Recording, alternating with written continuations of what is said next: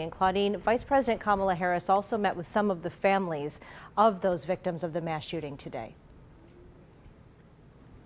Absolutely, she did, Kate. It was a visit, but it had a dual purpose, basically, because you heard what Rob talked about, why she was here primarily, but while here, she wanted to meet with those families from the Tops massacre, the victims' families, and she did that. She got a chance to meet with them after her speech here at UB. We saw them when they started to file into the Center for the Arts. Not all of the families came today, but many of them did.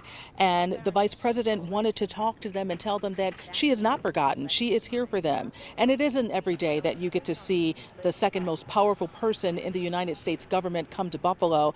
And really, this is a Vice President who knows many of these family members by name. In fact, she spoke at the funeral of Ruth Whitfield. We spoke with her son. You'll hear from him later on this evening. But we also talked with the mayor of Buffalo and asked him why it was important for this Vice President to come here and not forget what happened on May 14th.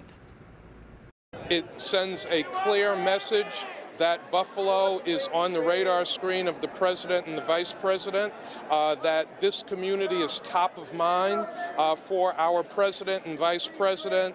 And one of the things that she said to me is that she did not forget and that they are working on the needs of Buffalo. It feels good to know that this administration is listening.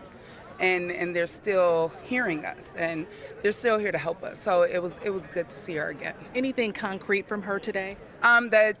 She did tell us that President Biden will be making some announcements that we'll be happy with tomorrow. So I'm excited about that.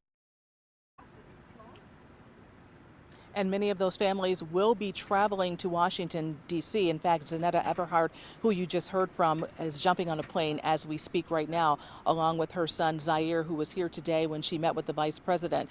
We heard from the Whitfield family, and something that really was interesting. They were asked, what was it like in that room with the vice president today? Keep in mind, this is the vice president who sat with that family at a funeral. And they said in the room today, it was somber because what happened 4 months ago has not been forgotten by those families, and it definitely has not been forgotten by the vice president of the United States. Live on the UB campus, Claudine Ewing for Most Buffalo. Back to you, Kate. Claudine, thank you.